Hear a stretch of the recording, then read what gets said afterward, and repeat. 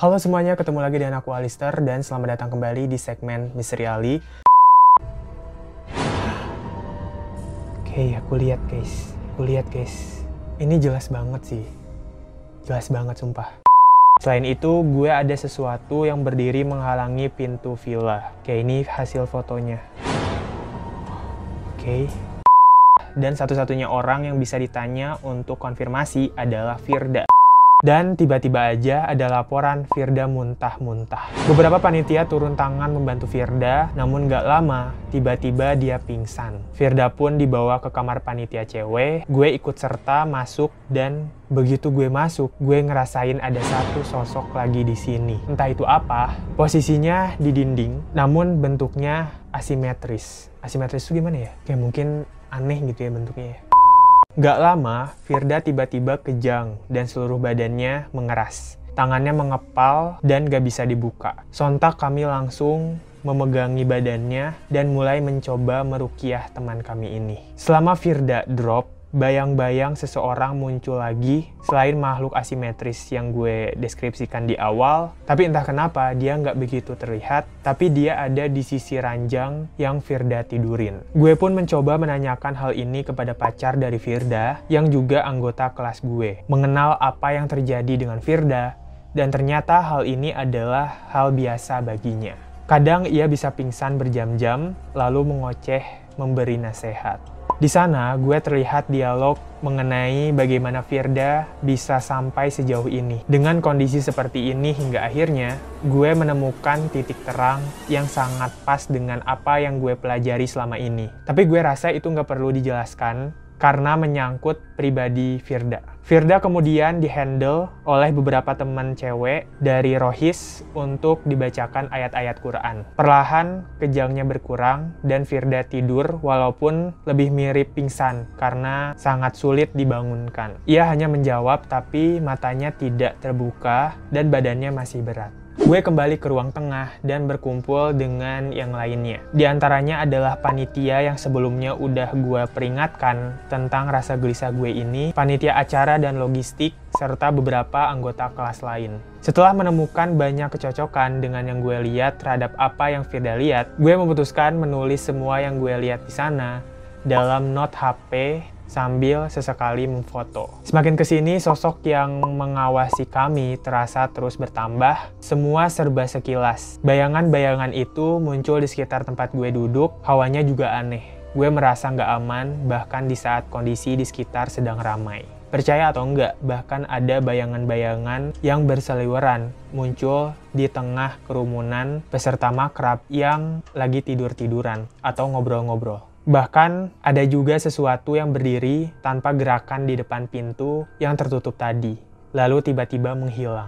Acara malam akhirnya menjadi acara bebas. Sebagian ada yang main Uno, ada yang main Stako, ada yang tidur, ada juga yang sekedar mengobrol, termasuk gue.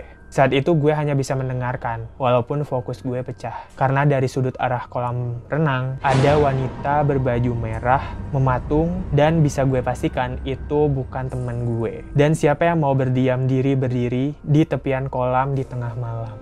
Sosok ini tergolong lama muncul, sampai akhirnya bayangannya hilang. Hari kian larut, satu persatu dari kami mulai tertidur, menyisakan beberapa peserta cowok yang bermain Uno. Namun pasca dropnya Firda, banyak peserta makrab cewek memilih untuk tidak tidur di lantai atas. Alasannya adalah suasana yang lebih menyeramkan dan kamar yang remang-remang. Yang gue juga nggak bisa bantah itu karena sejak dari awal datang, villa utama ini pun membawa kesan suram. Salah satunya bagian atap bangunan lantai 2. Gue mulai tidur sekitar jam 12:30 dikarenakan sudah sangat lelah aktivitas seharian. Padahal biasanya gue adalah tipe orang yang baru-baru ngantuk jelang subuh. Gue tidur dengan keadaan duduk, soalnya lantai sudah penuh sama gelimangan manusia yang takut tidur di kamar yang udah disediain. Pegal parah dan gak ada nyaman-nyamannya sama sekali.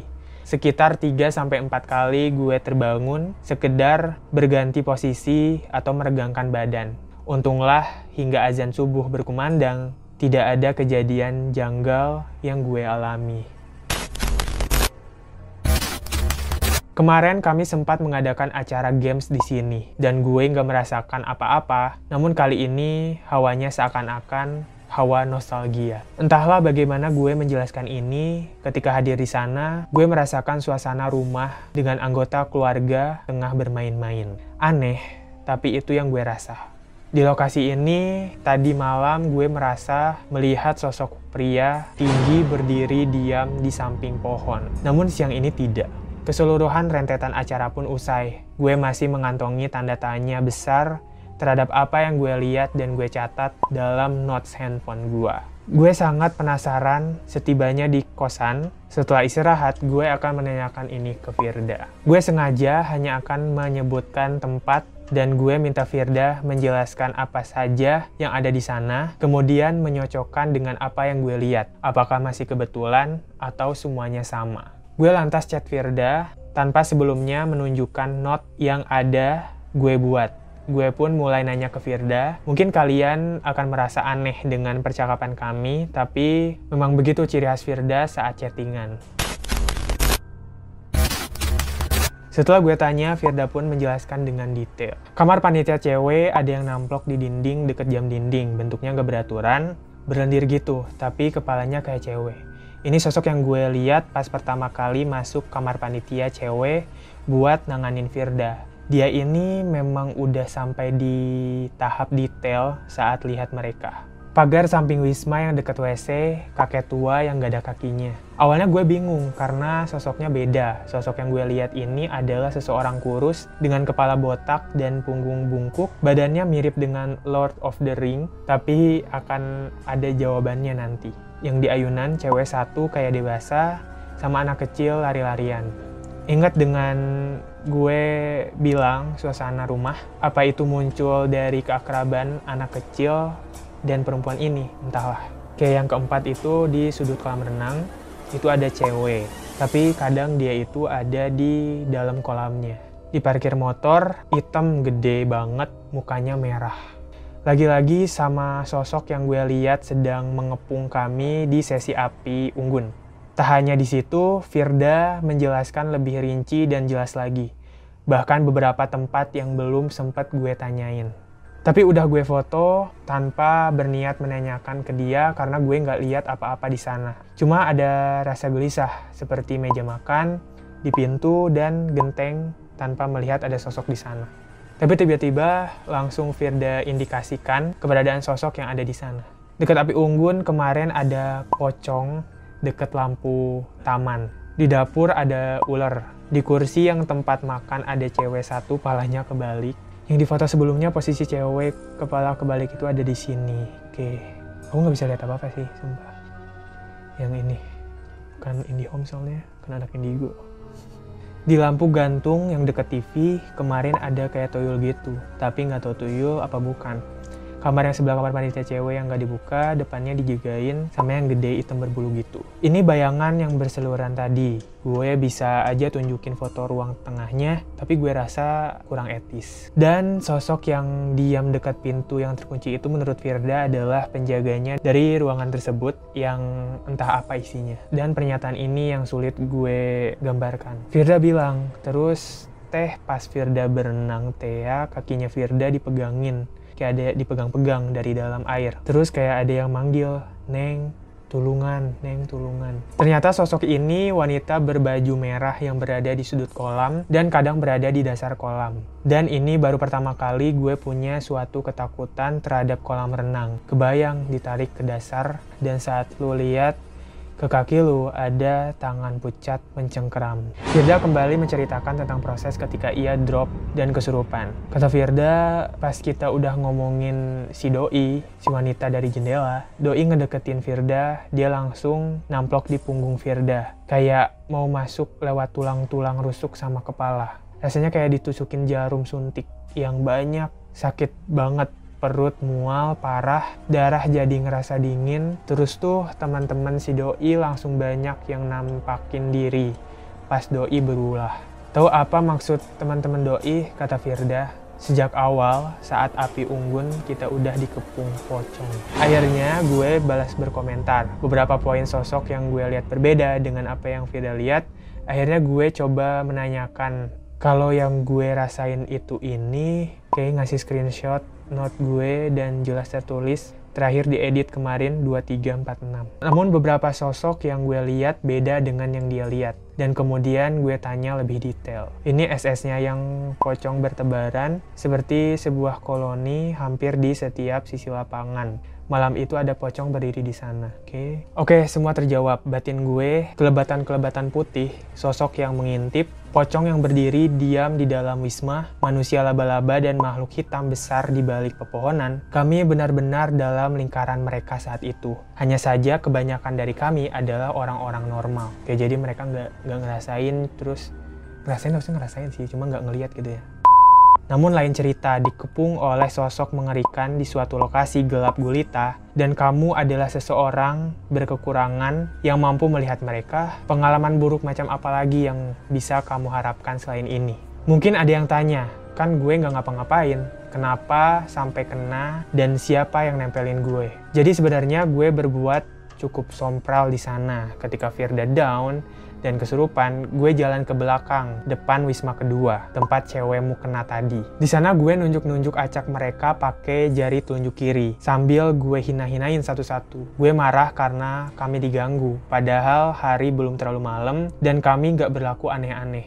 Di sana juga gue nantang mereka buat nunjukin diri mereka, jangan cuma ke orang-orang yang lemah kayak Firda. Saat itu dari arah kolam, larilah sosok yang dibilang Firda. Sebagai kakek-kakek, dia jalan ngitarin villa kecil lalu mengarah ke gue. Gue nggak sadar dia mengarah ke guenya, cuman sadar dia lari dari arah kolam. Sosok kakek-kakek inilah yang nempelin gue selama lebih kurang 3 minggu. Waktu gue masuk ke dalam villa lagi, dia ngikut ke belakang gue. Hal ini disampaikan Virgi, salah satu temen gue yang juga bisa lihat. Rasa malas ibadah, rasa was-was karena merasa diawasi, bentuk halusinasi dan emosi yang meluap-luap sering gue rasakan sekarang. Efek samping ini nyata. Sekedar bangun subuh atau berjamaah ke masjid pun terasa berat, tapi bukan karena kekhawatiran. Gue kembali terlibat dialog dengan Firda. Intinya tidak ada di antara kami yang menginginkan kekurangan ini. Namun bedanya, jika Firda mendapatkannya dari sesuatu yang tertelusur, gue mendapatkannya secara tiba-tiba, yang sebelumnya gue indikasi sebagai ketempelan. Awalnya gue membiarkan penglihatan ini, sampai akhirnya efek sampingnya bikin gue yakin ini gak bener. Gue pun ngelakuin ruqyah mandiri rutin hampir setiap malam yang selalu bikin gue batuk-batuk dan pusing. Beruntung setelah itu gue terbebas. Sementara Firda, terornya lebih parah lagi. Jika sebelumnya di kamar kos ia hanya ditemani satu sosok yang sudah ia kenal, sepulang dari acara makrab banyak sosok lainnya bermunculan yang tertarik dengan aura Firda. Ia bahkan memfoto beberapa sudut kamarnya yang dipenuhi makhluk tersebut. Di grup UKM-nya, akhirnya gue menyarankan Firda untuk melakukan hal yang sama, ruqyah mandiri sebelum tidur. Namun respon yang diberikan cukup kuat. Mulai dari mengambil wudhu, Firda langsung merasakan tubuhnya bereaksi. Namun gue sarankan ia tetap melanjutkannya hingga selesai. Tapi hasil mengejutkannya terjadi karena keesokan harinya Firda tidak mampu bangun atau sekedar merangkak dari tempat tidurnya. Lalu ia memfoto apa yang terjadi pada dirinya pagi itu. Dan kalian tahu, foto itu sepenglihatan gue, kaki Firda dipeluk oleh sosok wanita berbaju putih kumal dan mata hitam total. Ia seperti menjadi parasit di kaki Firda hingga membuatnya berat dan sulit untuk berjalan. Untuk gue pribadi, sekarang gue udah nggak bisa ngelihat mereka lagi secara jelas, sebagaimana pas ketempelan dulu, dan gue pun nggak mau melakukan itu lagi. Sementara Firda memang dari awal bisa melihat mereka sampai saat ini. Setelah acara usai, salah seorang panitia cewek yang ikut survei akhirnya ngaku ada sedikit pesan aneh saat mereka deal kasih uang sewa ke si penjaga villa. Dia bilang gini, nanti malam kalau ada yang kesurupan waktu main ke belakang, bilang saya aja ya. Oke, tamat guys. Oke teman-teman, itu tadi adalah thread horor Twitter yang menurutku serem sih. Oke, menurut kalian gimana? Silakan komen di bawah. Ini jujur aku baru pertama kali baca ya.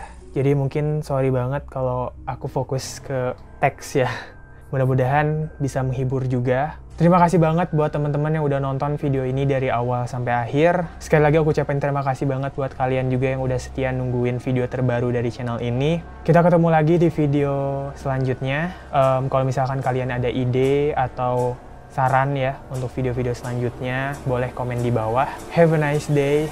Aku selalu bilang have a nice day, padahal video ini di up malam-malam. Gak apa-apa lah ya. Bye.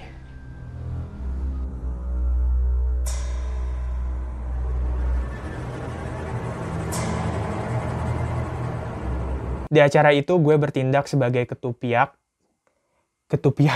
sorry, ketupiak lagi. Alasannya adalah sekedar, mau terap nggak bisa.